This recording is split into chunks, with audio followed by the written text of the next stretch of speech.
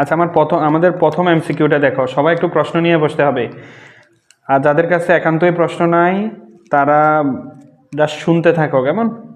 যারা পরীক্ষা দাও নাই তারা শুধু শুনো, শুনলেও এখান থেকে অনেক কিছু শিখতে পারবা। প্রথম প্রশ্নটা দেখো, প্রথম প্রশ্নে কি বলছে? কোন যৌগটি পানিতে দ্রবণীয়? এই টাইপের প্রশ্ন প্রচুর পরিমাণে আসে। এটা পঞ্চম অধ্যায়ের বেসিক থেকে প্রশ্ন করছে, যদিও এটার সাথে মোটামুটি রিলেটেড কিছুটা আছে। বলছে যে কোন যৌগটি পানিতে দ্রবণীয়। প্রথমে দিছে কি মিথেন, ঠিক আছে, মিথেন দিছে, তারপরে ইথেন দিছে, মিথানল এবং বিউটেন দিছে। আচ্ছা, পানিটা একটু আমরা বুঝি ভালো মতো। পানিতে হলো, এটা হলো পানির সংকেত, কেমন? অক্সিজেনের তড়িৎ ঋণাত্মকতার মান বেশি হওয়ার কারণে কি হয়? অক্সিজেনের সাথে হাইড্রোজেন যে ইলেকট্রন শেয়ার করে, এই ইলেকট্রন অক্সিজেনের শক্তি বেশি হওয়ার কারণে সে তার নিজের দিকে টেনে নিয়ে যায়। এতে করে অক্সিজেন আংশিক ঋণাত্মক এবং এই হাইড্রোজেন আংশিক ধনাত্মক হয়। আর একইভাবে এই অক্সিজেন হাইড্রোজেনের বন্ধনের মধ্যেও শেয়ারকৃত ইলেকট্রন অক্সিজেন নিজের দিকে টেনে নেয় এবং হাইড্রোজেন কিছুটা ইলেকট্রন হারায় যায়। কিছুটা যেহেতু হারাচ্ছে, এই জন্য আমরা দিছি কি আংশিক ধনাত্মক। আর এই অক্সিজেন যেহেতু কিছুটা ইলেকট্রন নিচ্ছে, এই জন্য এটা আংশিক ঋণাত্মক। তার মানে পানির অণুর মধ্যে একটা ধনাত্মক প্রান্ত এবং একটা ঋণাত্মক প্রান্ত তৈরি হয়। যেহেতু পানির অণুর মধ্যে ধনাত্মক এবং ঋণাত্মক প্রান্ত তৈরি হয়, তার মানে যে সকল যৌগের মধ্যে এরকম ধনাত্মক প্রান্ত এবং ঋণাত্মক প্রান্ত থাকবে, সেই সকল যৌগসমূহ পানিতে দ্রবণীয় হবে। প্রথমত হলো, এটার জন্য একটা শর্টকাট টেকনিকে তুমি এভাবে মনে রাখতে পারো, যারা আয়নিক যৌগ, ঠিক আছে, আয়নিক যৌগগুলো পানিতে দ্রবীভূত হয়। দ্বিতীয়ত হলো, সমযোজী যৌগের মধ্যে কারা পানিতে দ্রবীভূত হবে? সমযোজী যৌগ কারা?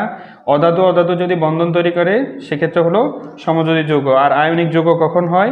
ধাতু এবং অধাতুর মধ্যে যে বন্ধন তৈরি হয় সেটা হলো আয়নিক যৌগ। বোঝা যাচ্ছে কিনা?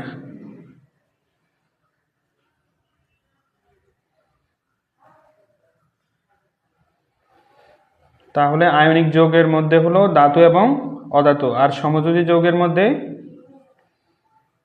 অধাতু এবং অধাতু। এভাবে সমযোজী যৌগগুলো তৈরি হয়।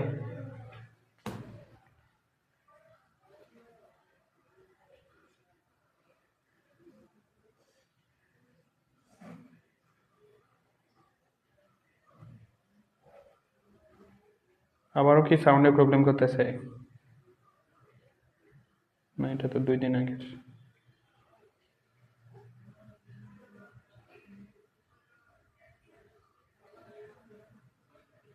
শোনা যায়? আচ্ছা, ঠিক আছে, ওকে।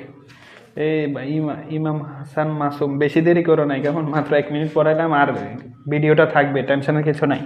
তাহলে যেসব আয়নিক যৌগগুলো সাধারণত পানিতে দ্রবীভূত হবে, যেমন ধরো সোডিয়াম ক্লোরাইড, আমরা যে খাবার লবণটা খাই, ঠিক আছে, যখন আমরা স্যালাইন বানাই তখন সোডিয়াম ক্লোরাইডকে যখন আমরা পানিতে দিই, এটা কিন্তু দ্রবীভূত হয়ে যায়। তাহলে এটা আয়নিক যৌগ কীভাবে বুঝবো? এই যে সোডিয়াম হলো ধাতু আর ক্লোরিন হলো অধাতু, তাহলে ধাতু এবং অধাতুর সমন্বয়ে যে সকল যৌগ তৈরি হয় তারা হলো আয়নিক যৌগ। প্রথম কথা হলো, এখানে বেসিক হলো আয়নিক যৌগগুলো পানিতে দ্রবীভূত হবে। আর সমযোজী যৌগ সাধারণত পানিতে দ্রবীভূত হয় না, তবে কিছু কিছু আছে যারা পানিতে দ্রবীভূত হয়। যেমন ধরো, যে সকল যৌগের মধ্যে অক্সিজেন, নাইট্রোজেন, ফ্লোরিন এবং ক্লোরিন থাকবে, এই 4টা মৌল যদি থাকে কোনো একটা যৌগের মধ্যে, তাহলে ওই সকল যৌগ পানিতে দ্রবীভূত হবে। এটা একবারে সহজ শর্টকাট টেকনিক। যেমন আমাদের এখানে অপশনে আছে কি মিথানল, ঠিক আছে, এই মিথানলে কিন্তু একটা অক্সিজেন আছে। মিথানলে একটা অক্সিজেন থাকার কারণে এটা পানিতে দ্রবীভূত হবে। এখন কেন পানিতে দ্রবীভূত হবে? কারণ অক্সিজেনের তড়িৎ ঋণাত্মকতার মান বেশি। এটা যদি আমি বন্ধন আকারে দেখাই, তাহলে এখানে অক্সিজেনের তড়িৎ ঋণাত্মকতার মান বেশি আর হাইড্রোজেনের তড়িৎ ঋণাত্মকতার মান কম হওয়ার কারণে এখানে যে শেয়ারকৃত ইলেকট্রন আছে, এটা অক্সিজেন টেনে নেয়, এটা ডেল মাইনাস হবে আর এটা ডেল প্লাস হবে। তাহলে এইভাবে আংশিক ধনাত্মক প্রান্ত, ঋণাত্মক প্রান্ত যেহেতু সে তৈরি করতে পারছে, এই জন্য সে খুব সহজে পানিতে দ্রবীভূত হবে। বোঝা গেছে? আর কোনো হাইড্রোকার্বনই কিন্তু পানিতে দ্রবীভূত হয় না। হাইড্রোকার্বন যেমন ধরো মিথেন, ইথেন, প্রোপেন, যেগুলো শুধুমাত্র হাইড্রোজেন এবং কার্বনের সমন্বয়ে তৈরি, এগুলো পানিতে দ্রবীভূত হবে না। এখন যদি প্রশ্ন করো যে আসলে এগুলো কোথায় দ্রবীভূত হবে, সেক্ষেত্রে আমাদের বলতে হবে যে এগুলো বেনজিনে দ্রবীভূত হয়, ঠিক আছে। বেনজিন কি? বেনজিনও এক প্রকার দ্রাবক। দ্রাবক কারা? যারা অন্য পদার্থকে দ্রবীভূত করতে পারে। তাহলে বেনজিন এক প্রকার যেহেতু দ্রাবক, বেনজিন কি ধরনের যৌগ? এটাও একটা হাইড্রোকার্বন, ঠিক আছে। তো হাইড্রোকার্বন কিন্তু আবার হাইড্রোকার্বনের মধ্যে দ্রবীভূত হয়। এটাকে খুব সহজে আমরা কেমিস্ট্রির ভাষায় বলি লাইক ডিজলভ লাইক, মানে যে যার মতো সে সেখানেই দ্রবীভূত হয়। তাহলে পানিতে দ্রবীভূত হওয়ার মেইন কন্ডিশন হলো তার মধ্যে ধনাত্মক এবং ঋণাত্মক অংশ থাকতে হবে। তাহলে ধনাত্মক এবং ঋণাত্মক অংশ কোথায় থাকে? আয়নিক যৌগে অবশ্যই ধনাত্মক এবং ঋণাত্মক অংশ থাকবে। আর সমযোজী যৌগের মধ্যে অক্সিজেন, নাইট্রোজেন, ক্লোরিন থাকলে যৌগের ভিতরে তারা পানিতে দ্রবীভূত হবে। এটা ক্লিয়ার কিনা বলো? ক্লিয়ার না হলে পরবর্তীতে ভিডিওটা আবার দেখে নিবা। এরপরে 2 নম্বর প্রশ্নটা দেখো। 2 নম্বর প্রশ্নটা কয়েকজনে পারছো, সবাই পারো নাই। পিবিসি কেমন? পিবিসির পূর্ণরূপ কি? Polyvinyl chloride. পিবিসি এর পূর্ণরূপ হলো পলিভিনাইল ক্লোরাইড। ফার্স্টেতে লিখি পিবিসি পলিভিনাইল ক্লোরাইড। তাহলে পলিভিনাইল ক্লোরাইড হলে ভিনাইল ক্লোরাইড মানে কি? CH2 double bond CH Cl, এটা হলো ভিনাইল ক্লোরাইড। এইটুক অংশের নাম হলো ভিনাইল, এটা লিখে ফেলো। এটার নাম হলো কি? ভিনাইল।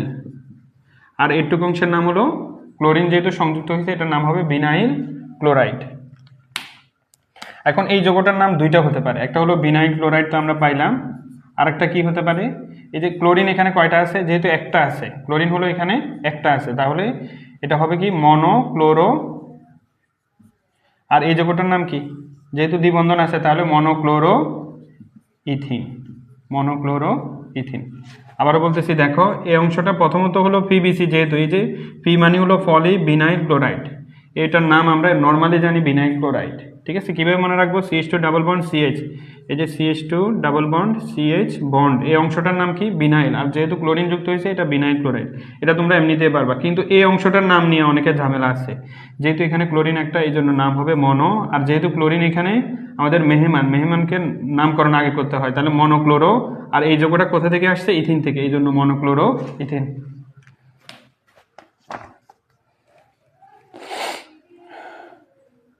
আর আরেকটা অপশান দিয়েছে পলিপ্রোপিন। পলিপ্রোপিন কখনোই মনোমার হবে না, কেমন? এটা পলিমার। তাহলে প্রথমে 1 নম্বর অপশানটা কাটা যায়। এরপরে প্রশ্নটা দেখো, 3 নম্বর।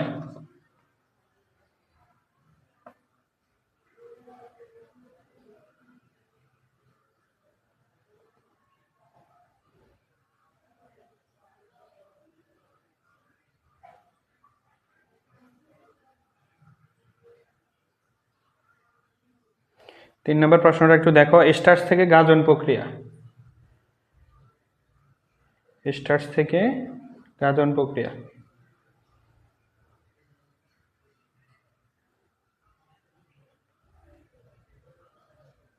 আচ্ছা, স্টার্চ থেকে গাজন প্রক্রিয়া।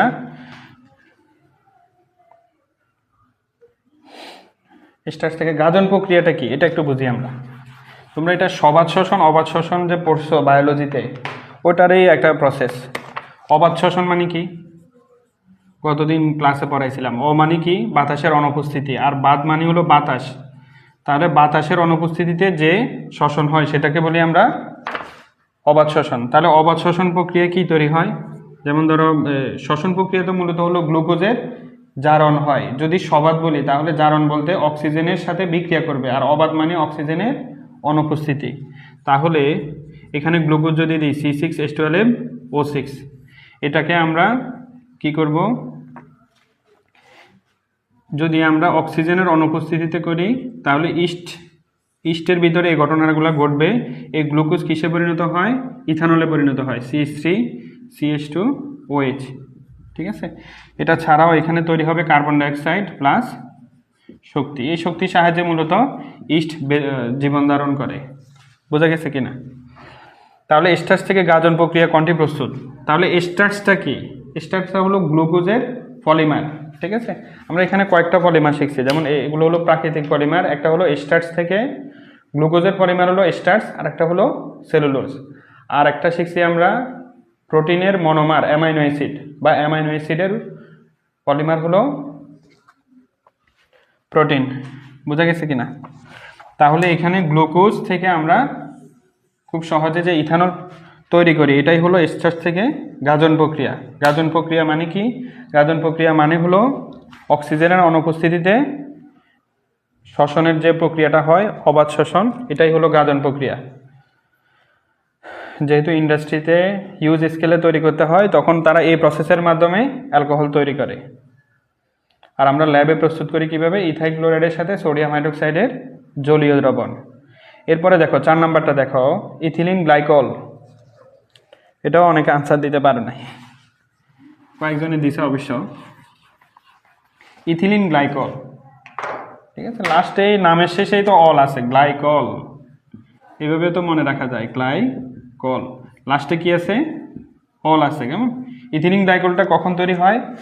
ওই যে ইথিনের সাথে ইথিনের যে অসম্পৃক্ততার যে প্রমাণটা, ইথিলিন গ্লাইকল, ইথিনের যে অসম্পৃক্ততার প্রমাণ, এখানে আমরা কি দিছি? Potassium permanganate. এটার কালার কেমন ছিল? গোলাপি, ঠিক আছে, ক্ষারীয় পটাশিয়াম পারম্যাঙ্গানেট। তাহলে এখানে একটা খাদ দিতে হবে, ক্ষারীয় পটাশিয়াম পারম্যাঙ্গানেট। এই দুইজন বিক্রিয়া করে কি তৈরি করে? জায়মান অক্সিজেন।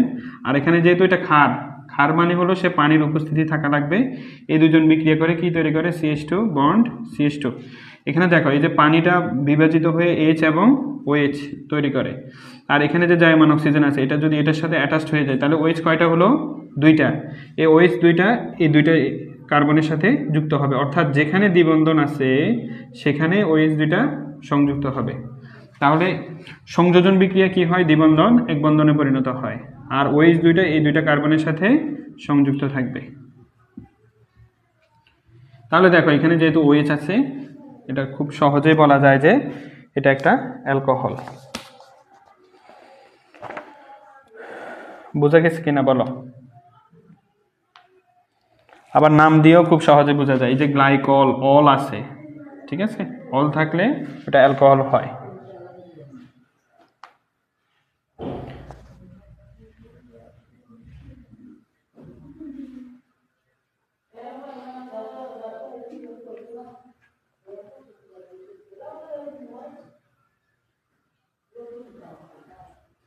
আচ্ছা, আমরা পরের প্রশ্নটা দেখি কেমন। কারো কোনো সমস্যা হচ্ছে না তো? না, আমরা পরের প্রশ্নটা দেখি। এরপরে বললো যে 5 নাম্বার প্রশ্ন। 5 নাম্বার প্রশ্নটা কি ধরনের বিক্রিয়ার উদাহরণ বলো? যেহেতু এখানে ক্যালসিয়াম অক্সাইড দেওয়া আছে, সোডিয়াম হাইড্রোক্সাইড দেওয়া আছে, তার মানে অবশ্যই এটা কি হবে? ডিকার্বক্সিলেশন বিক্রিয়া। আমরা ক্যালসিয়াম অক্সাইড এবং সোডিয়াম হাইড্রোক্সাইডকে একসাথে কি বলি? Soda lime. সোডা মানে হলো সোডিয়াম হাইড্রোক্সাইড, আর লাইম মানে হলো চুন, এটা হলো ক্যালসিয়াম অক্সাইড। তুমি যখনই দেখবা এই সোডিয়াম হাইড্রোক্সাইড, ক্যালসিয়াম অক্সাইড, এটা অবশ্যই কি হবে? ডিকার্বক্সিলেশন বিক্রিয়া। আর ডিকার্বক্সিলেশন বিক্রিয়া কি তৈরি হয়? অ্যালকেন তৈরি হয়, ঠিক আছে। এখানে আর এর মান দিয়ে দেওয়া আছে, আর মানে হলো C2H5। আমরা আর এর পরিচয়টা কি জানি? আর হলো একটা অ্যালকাইল মূলক। অ্যালকাইল মূলক কাকে বলে? একটা অ্যালকেন থেকে যদি হাইড্রোজেন কমে যায়, তাহলে যে অংশটা থাকে ওইটাই হলো অ্যালকাইল মূলক। তাহলে এখানে C2H5, এটাকে আমরা এভাবে লিখতে পারি CH3CH2। এরপরে দেওয়া আছে COONA। তারপরে হলো সোডিয়াম হাইড্রোক্সাইড, কিসের উপস্থিতিতে? Calcium oxide. তাহলে এই দুইটা জিনিস যখন দেখবা, তার মানে এটা অবশ্যই কি হবে? ডিকার্বক্সিলেশন বিক্রিয়া। ডিকার্বক্সিলেশন বিক্রিয়া কি হয়? কার্বন সংখ্যা কমে যায়। তাহলে এখানে কার্বন কয়টা আছে? 3টা। তার মানে কার্বন কয়টা তৈরি হবে? 2টা। 2 কার্বন বিশিষ্ট অ্যালকেনের নাম কি? ইথেন। খুব সহজে এটা করে ফেলা যায়। এখানে কার্বন 4টা হলে এখানে কার্বন 3টা হবে, তাহলে যৌগটার নাম কি হবে? প্রোপেন। তাহলে এখানে যেহেতু 3টা কার্বন আছে, একটা কার্বন কমে যাবে, এটার নাম হবে ইথেন। বোঝা গেছে কিনা? প্রশ্ন কিন্তু এই যোগ এটা করে নাই, বলছে যে ইথেনের আণবিক ভর কত। তাহলে এটা তো খুব সহজ, কার্বন যেহেতু 2টা আছে, 12 গুণ 2 যোগ হাইড্রোজেন কয়টা আছে? 6টা, তার মানে 1 গুণ 6 ইকুয়াল টু কত হবে? 30।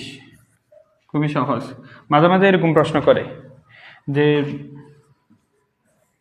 কোনো একটা যৌগের আণবিক ভর 26, ঠিক আছে, বলা হয় যে এটা একটা হাইড্রোকার্বন, এটার আণবিক ভর কত?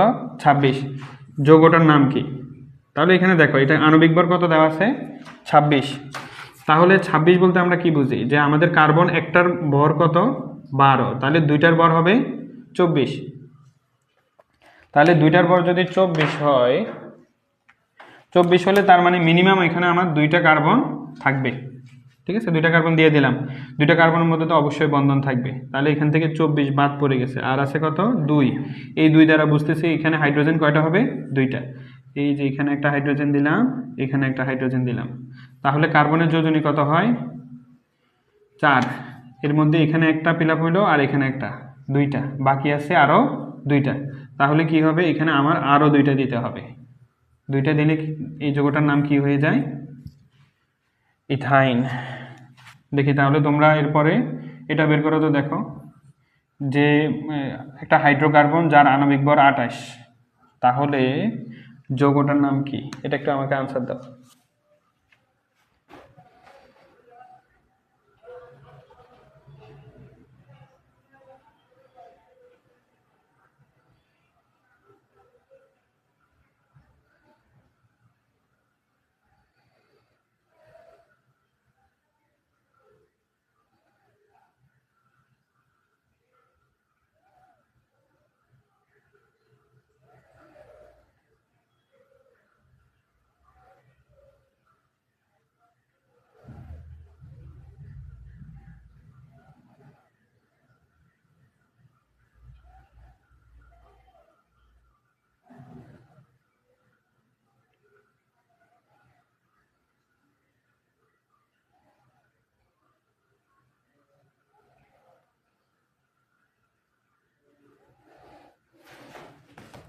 তাহলে কি হবে এখানে, যেহেতু আণবিক ভর 28, তার মানে আমাদের কার্বন কয়টা সর্বোচ্চ হবে এখানে, 2টা, তাহলে 2টা কার্বন দিয়ে দিলাম, 24 চলে গেল, তাহলে 24 চলে গেলে বাকি আছে 4। এই 4 দ্বারা আমরা কি বুঝবো, এখানে হাইড্রোজেন হবে, হাইড্রোজেন মোট কয়টা হবে 4টা, যেহেতু 4টা হাইড্রোজেন তাহলে 2টা এঁকে দিব আর 2টা এঁকে দিব, তাহলে আমার কার্বনের যোজনী ফিল আপ হয়েছে এখানে একটা আর এখানে 2টা, 3টা, তাহলে বাকি আছে আরও একটা, তাহলে এখানে দিলে আবার কার্বনের যোজনী ঠিকঠাক মতো ফিল আপ হয়, তাহলে এই যৌগটার নাম হলো ইথিন। বোঝা গেছে কিনা?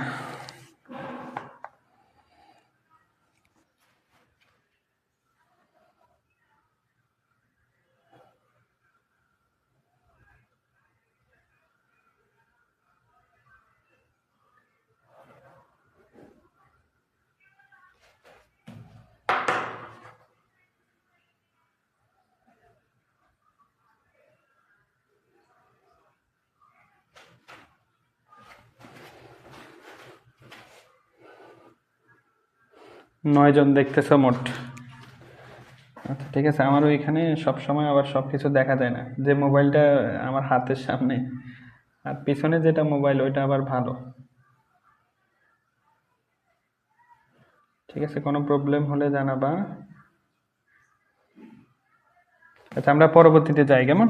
তাহলে এই 2টা বোঝা গেছে কিনা দেখো, যদি কোনো কারণে বলে যে আণবিক ভর কত 26 বলছে, ঠিক আছে, আমাদের হাইড্রোকার্বন বলছে, তার মানে এখানে হাইড্রোজেন থাকবে, কার্বন থাকবে, যেহেতু আমার 2টা কার্বনের ভর কত 24, তাহলে 2টা কার্বন সর্বোচ্চ থাকা যাবে, 26 থেকে 24 বাদ দিলে 2 হয়, এই 2 দিয়ে আমরা কি বুঝবো, 2টা হাইড্রোজেন, এই 2টা হাইড্রোজেন ভাগ করে 2জনকে দিয়ে দিব, দেওয়ার পরবর্তীতে আবার বন্ধন আমার যোজনী কয়টা ফিল আপ হয়েছে কার্বনের, বাকিগুলা ফিল আপ করে দিব, খুবই সহজ। পরবর্তী 6 নম্বর প্রশ্নটা দেখো, তাহলে এই ধরনের প্রশ্ন সৃজনশীলেও আসে, এমসিকিউতে আসে, এটা একটু ক্লিয়ার হওয়া দরকার। 6 নম্বর প্রশ্নটা দেখি আমরা, দেওয়া আছে এখানে ইথানল এবং সালফিউরিক অ্যাসিড দিছে কেমন। সালফিউরিক অ্যাসিডের বৈশিষ্ট্য হলো 2টা, একটা হলো সে অ্যাসিড হিসেবে কাজ করে আর একটা হলো সে নিরোধক হিসেবে কাজ করে।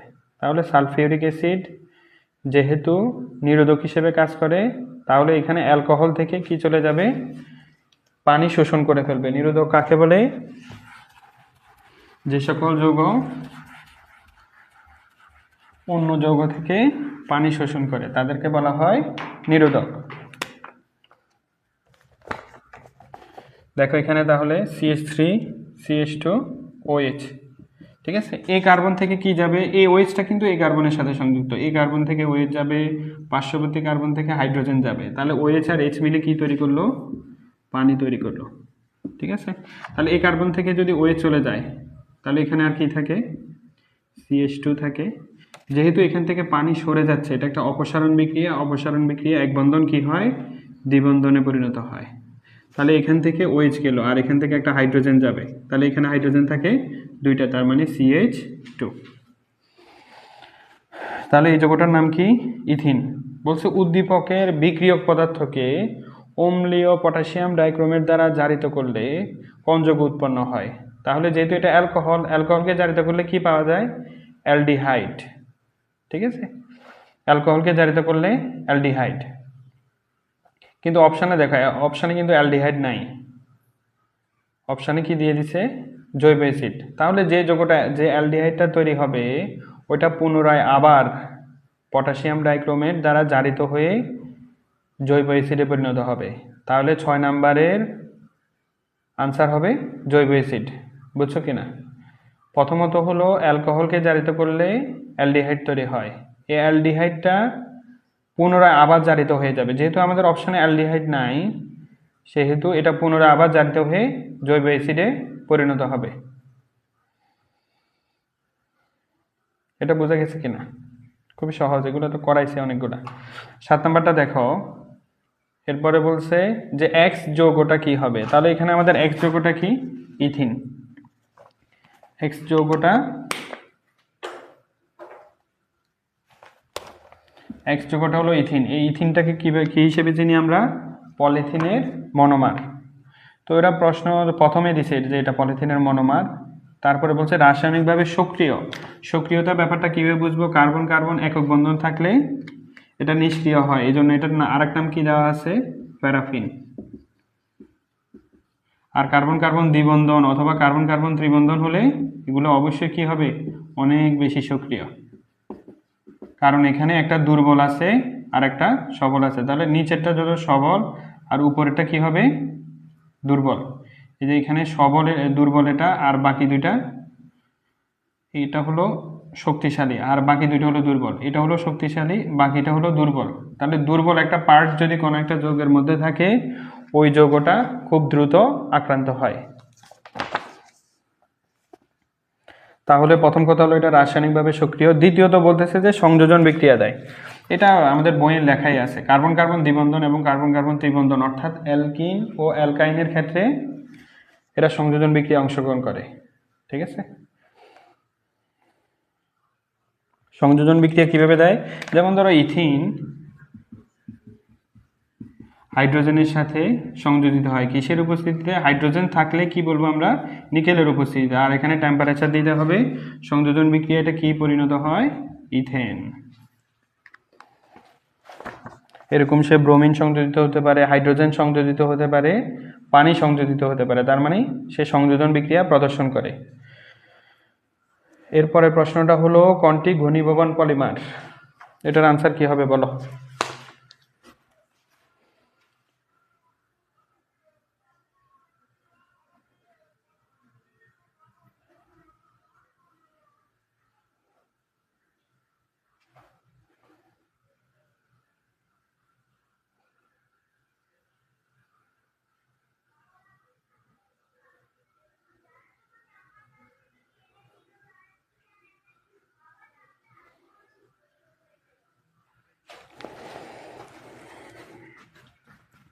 কোনটি ঘনীভবন পলিমার? ঘনীভবন বলতে আমরা কি বুঝবো? ঘনীভবন মানে হলো ঘন। ঘন কোনো একটা পদার্থ যদি ঘন হতে হয় তাহলে ওইখান থেকে অবশ্যই কিছু একটা জিনিস অপসারিত হতে হবে। ঠিক আছে, তাহলে কোনো একটা জিনিস যদি ঘন হতে হয় তাহলে সেখান থেকে অবশ্যই কিছু একটা পদার্থ অপসারিত হতে হবে।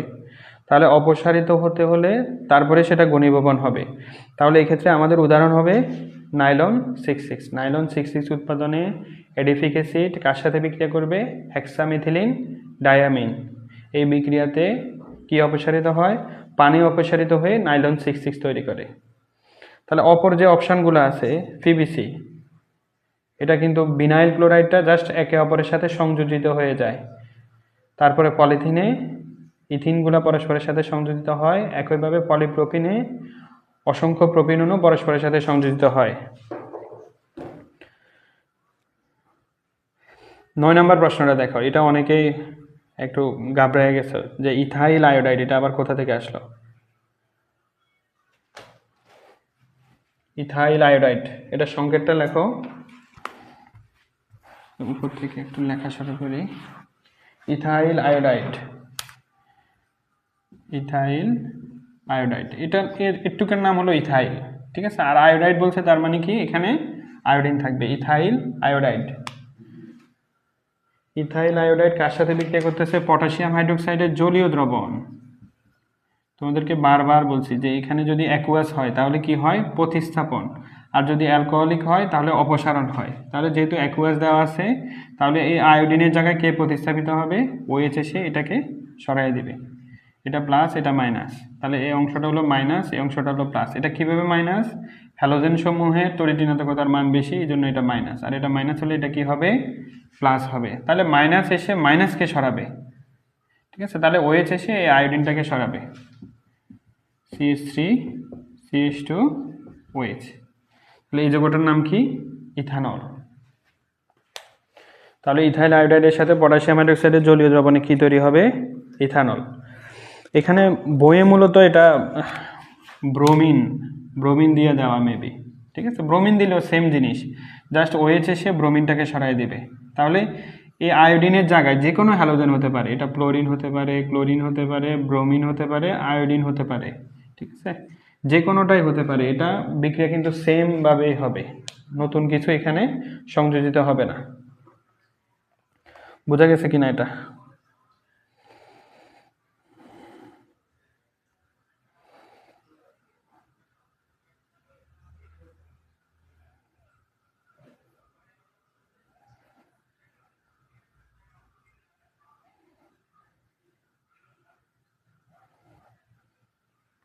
পরের প্রশ্নটা দেখো, নিচের উদ্দীপকের আলোকে পরবর্তী দুটি প্রশ্নের উত্তর দাও। এই প্রশ্নটা একটু আগেও ডিসকাশন করা হয়েছে। এটা কি ধরনের বিক্রিয়া?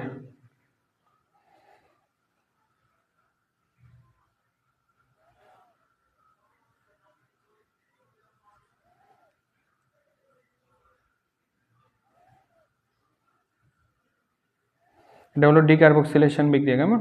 ডিকার্বক্সিলেশন বিক্রিয়া কি হয়?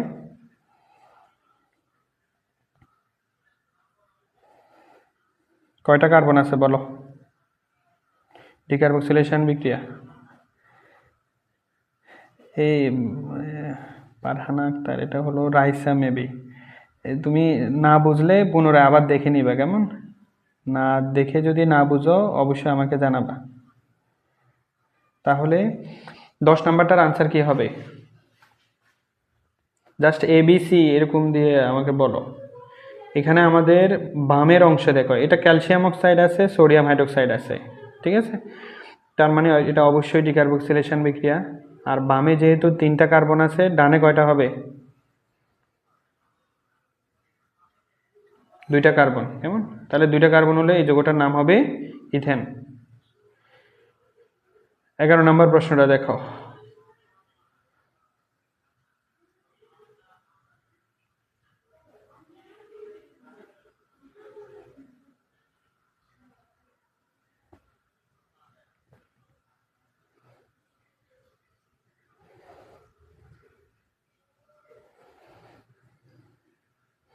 এগারো নম্বর প্রশ্নে কি বলছে? এক্স যৌগের সাথে ক্লোরিনের বিক্রিয়ায় তৈলাক্ত পদার্থ উৎপন্ন করে।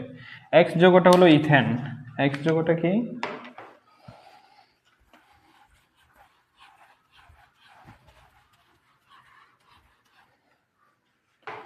এক্স যৌগটা হলো ইথেন। তাহলে তৈল ইংরেজি কি? অয়েল। তৈলাক্ত পদার্থ তৈরি, তার মানে অয়েল ফর্মিং। অয়েল ফর্মিং এটা কারা করে? এটাকে বলি আমরা সহজে অলিফিন। আর অলিফিন এই যে লাস্টে ইন আছে, তাহলে কাদেরকে বলবো? এটা অ্যালকিন। যারা অ্যালকিন তারাই কেবল কি তৈরি করতে পারে? অয়েল ফর্মিং বা অলিফিন হিসেবে কাজ করে বা তৈলাক্ত পদার্থ উৎপন্ন করে। তাহলে যেহেতু এটা অ্যালকেন, তাহলে এটা কোনোভাবে সেটা কি করবে না? তৈলাক্ত পদার্থ উৎপন্ন করবে না। এরপরে বলছে সম্পৃক্ত মুক্ত শিকল হাইড্রোকার্বন। 2 নম্বর অপশানটা হবে। কিভাবে সম্পৃক্ত বুঝবো? খুব সহজ।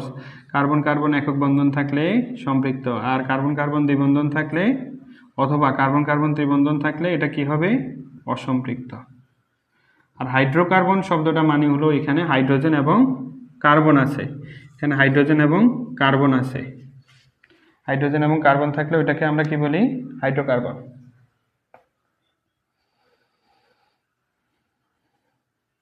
এরপরে বলছে কক্ষ তাপমাত্রা গ্যাসীয় অবস্থায় থাকে, এটা বেশ সুন্দর প্রশ্ন করছে। 3 নম্বর অপশনটা দেখো, 11 এর 3 নম্বর অপশন, কক্ষ তাপমাত্রায় গ্যাসীয় অবস্থায় থাকে। ইথেন, এটা আমরা শিখছিলাম কিন্তু। কার্বন 1 থেকে 4 এগুলো কি অবস্থায় থাকে? গ্যাসিয়াস অবস্থায় থাকে। কার্বন 5 থেকে 15 এগুলো থাকে কি অবস্থায়? লিকুইড বা তরল অবস্থায় থাকে। আর যেগুলো 16 থেকে উপরে যতগুলোই থাকে ওগুলো থাকবে কি? কঠিন অবস্থায়, সলিড। এই একটা জিনিস বইয়ে তুলে নিতে হবে। যেহেতু আমার ইথেন তৈরি হয়েছে তার মানে এটা কার্বন সংখ্যা 2, তাহলে এই ফরম্যাটের ভিতরে থাকবে। যেহেতু এটা এই ফরম্যাটের ভিতরে থাকে তাহলে এই যৌগটা কক্ষ তাপমাত্রায় গ্যাসিয়াস অবস্থায় থাকবে। কক্ষ তাপমাত্রা কত? 25 ডিগ্রি সেলসিয়াস, বা আমাদের স্বাভাবিক যে রুমের টেম্পারেচার ওটাই হলো কক্ষ তাপমাত্রা। প্লাস্টিক বোতল তৈরিতে কোন পলিমার ব্যবহার করা হয়? 12 নম্বর প্রশ্নটা দেখো। এই প্রশ্নটা দেখে কি বোঝা যায়? প্লাস্টিক বোতল তৈরিতে কোন পলিমারটি ব্যবহৃত হবে? এটার আনসার হলো পলিপ্রোপিন।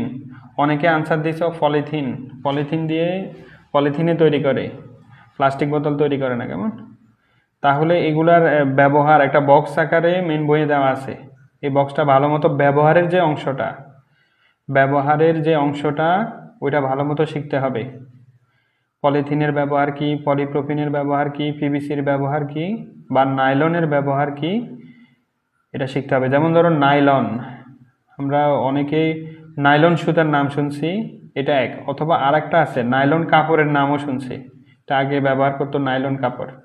তাহলে এটা কাপড় তৈরিতেও ব্যবহার করা হয়, সুতা তৈরিতেও ব্যবহার করা হয়। বোঝা গেছে কিনা বলো? বোঝা গেলে 13 নম্বরটা দেখো, কোনটা রেকটিফাইড স্পিরিটের মূল উপাদান? Rectified spirit. রেকটিফাইড স্পিরিট কাকে বলে?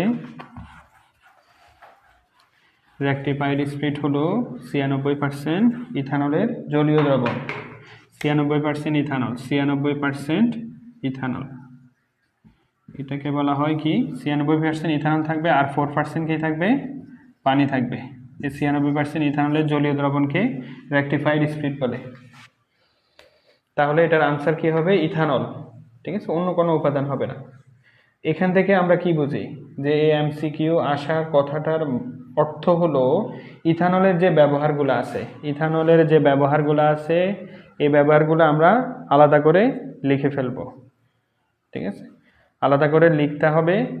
ব্যবহারগুলোর জন্য তুমি আলাদা একটা নোট করো, যে মিথানলের ব্যবহার কি, ইথানলের ব্যবহার কি, তারপরে ধরো ফর্মালডিহাইডের ব্যবহার কি। জাস্ট ব্যবহারগুলা, এই ব্যবহারগুলা পরীক্ষার সময় ভুল হওয়ার সম্ভাবনা খুব বেশি থাকে।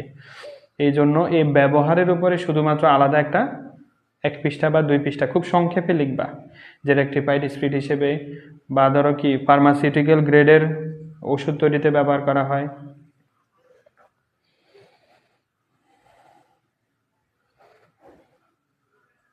রেকটিফাইড স্পিরিটের ব্যবহারের মধ্যে আরেকটা ব্যবহার হলো হোমিও ওষুধ তৈরিতে ব্যবহার করা হয়। যারা হোমিও ওষুধ খায় ওই জায়গায় রেকটিফাইড স্পিরিট ব্যবহার করা হয়। কেমন? 14 নম্বর প্রশ্নটা কিছুটা কারেকশন ছিল। বলছে অ্যালকাইলের সাধারণ সংকেত কি? অ্যালকাইল বলতে আমরা কি বুঝি? এটা শুরুতেও বলছিলাম যে অ্যালকেন থেকে কি যাবে? একটা হাইড্রোজেন কমে যাবে। অ্যালকেন থেকে একটা হাইড্রোজেন কমে গিয়ে কি তৈরি করবে? অ্যালকাইল।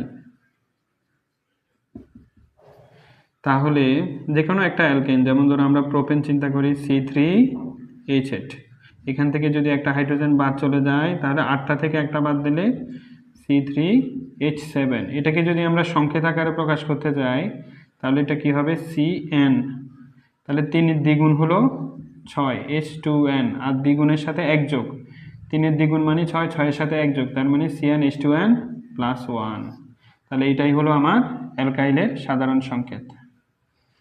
কোনো কারণে যদি ভুলে যাও এভাবেও সংকেতটা বের করে ফেলা যায়। তাহলে অ্যালকাইলের সাধারণ সংকেত হলো CnH2n+1।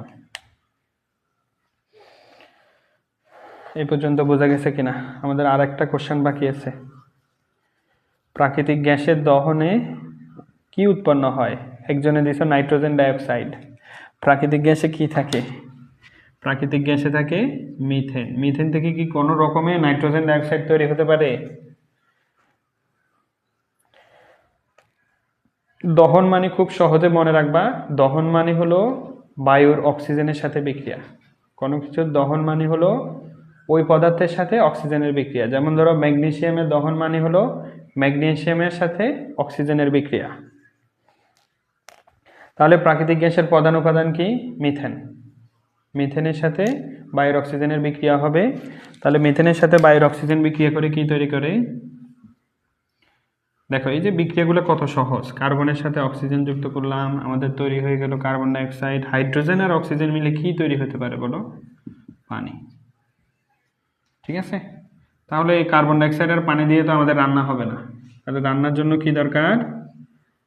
তাপ দরকার। আর কি দরকার? আচ্ছা, তাপ দরকার, তাপ দিয়ে রান্না হয়ে যাবে। আর এখানে আমাদের গ্যাসের চুলা জ্বালালে দেখা গেছে কিছুটা আলো পাওয়া যায়। তাহলে এই চারটা উপাদান, একটা হলো কার্বন ডাইঅক্সাইড, দ্বিতীয়ত হলো পানি, তৃতীয়ত হলো তাপ। এটা দিয়ে মূলত আমরা রান্না করি, আর হলো আলো তৈরি হয়। ঠিক আছে, কার্বন ডাইঅক্সাইড গ্যাস এটা উড়ে চলে যায়, পানি জলীয় বাষ্প হিসেবে থাকে, এটা উড়ে চলে যায়। তাহলে কোনো রকমে কিন্তু নাইট্রোজেন ডাইঅক্সাইড আসবে না। খুব সহজে একটা অপশান বাদ দিয়ে দেওয়া যায়। একটা অপশান বাদ দিলে বাকি থাকে আর কার্বন ডাইঅক্সাইড এবং পানি। তাহলে এমসিকিউ ভালো করার জন্য মেইনলি যে কাজগুলো করবা, প্রতিটা এমসিকিউ এখানে বোর্ড কোশ্চেন থেকে দেওয়া হয়েছে। তাহলে ঘনীভবন পলিমারের ক্ষেত্রে যেমন নাইলন 66, ঠিক আছে, ঘনীভবন পলিমারের একটা উদাহরণ আসছে নাইলন 66। তাহলে তুমি এখানে মূলত একটা হলো সংযোজন পলিমার আর একটা হলো ঘনীভবন পলিমার। তো শুধুমাত্র ঘনীভবন পলিমার যেহেতু সংখ্যায় কম আছে, তাহলে শুধুমাত্র আমরা ঘনীভবন পলিমারটাই শিখে ফেলি। এই ঘনীভবন পলিমারের বাইরে যা আছে সবই হলো সংযোজন পলিমার। আর এমসিকিউ ভালো করার একবারে প্রধান শর্ত হলো যে জিনিসগুলো একটু খুঁটিনাটি, এই জিনিসগুলো একটু শিখতে হবে। যেমন ধরো ফর্মালডিহাইড থেকে আমরা একটা পলিমার পাই, ঠিক আছে, কেউ কি বলতে পারবা এই পলিমারটার নাম কি?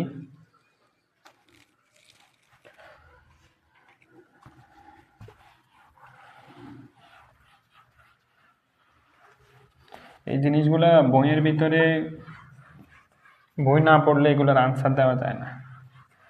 বই পড়তে হবে ভালো মতো, রিডিংটা ভালোভাবে আত্মস্থ করতে হবে। তাহলে ইথাইল আয়োডাইডের জায়গায় ইথাইল ক্লোরাইডের জায়গায় ইথাইল আয়োডাইড দিলেও বুঝতে পারবা।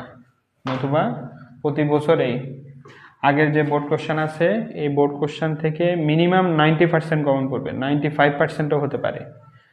4টা থেকে মানে 25টা কোশ্চেনের মধ্যে একটা অথবা 2টা এটা বাহির থেকে আসবে।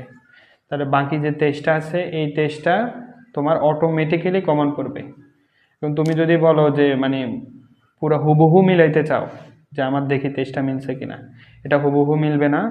এটা তোমার ওই টেস্টটার ভালোভাবে পারার জন্য তোমাকে আগের যে বোর্ড কোশ্চেনগুলো আছে এগুলা বেসিক সহ বুঝতে হবে। বেসিক সহ বুঝলে এখানে 22 থেকে 23টা কমন পড়ে যায়। ঠিক আছে, যেমন ধরো এখানে একটা প্রশ্ন আসছে যে প্লাস্টিক বোতল তৈরিতে কোন পলিমারটি ব্যবহৃত হয়। এই 12 নম্বর কোশ্চেনে আনসার হলো পলিপ্রোপিন। এই পলিপ্রোপিন দেখে তোমার মেইন বইয়ে চলে যেতে হবে। মেইন বইয়ের কত পৃষ্ঠায় এটা আছে? পৃষ্ঠা নাম্বারটা আমি একটু বলি কিভাবে এমসিকিউ পড়তে হয়। শুধুমাত্র আমরা এই যে প্লাস্টিক বোতলের এই জায়গাটা পড়বো না, যেমন এটা 282 নম্বর পৃষ্ঠায় আছে। ঠিক আছে, এই যে 282 নম্বর পৃষ্ঠায় এই যে প্লাস্টিক বোতল, ঠিক আছে, এই প্লাস্টিক বোতলের এই জায়গাটা হাইলাইট করতে হবে। প্রথম কাজ হলো এটা। দ্বিতীয়ত এখানে যে ব্যবহারগুলো আছে, এই প্রশ্নটা কি ইন্ডিকেট করতেছে যে গত বছর এখান থেকে প্রশ্ন আসলে আগামী বছর অবশ্যই প্লাস্টিক ব্যাগ থেকে আসবে, অথবা প্লাস্টিক শিট, পানির পাইপ, বিদ্যুৎ অপরিবাহী পদার্থ, এগুলো থেকে আসতে পারে। এই জায়গা থেকে প্রশ্ন আসা মানে হলো তুমি এখানে যত ব্যবহার আছে সবগুলা শিখে ফেলতে হবে। ঠিক আছে, ধরো গত বছর এখান থেকে প্লাস্টিক বোতল থেকে প্রশ্ন আসছে, আগামী বছর হয়তো দেখা গেছে যে এই যে কৃত্রিম কাপড়, যেটা এখান থেকে প্রশ্ন আসছে।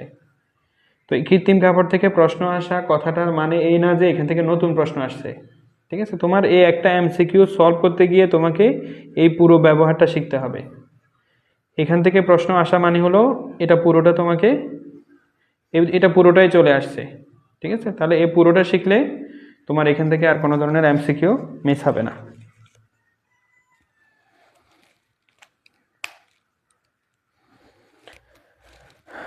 তাহলে আজকে এই পর্যন্তই থাকো, কেমন? দ্বিতীয়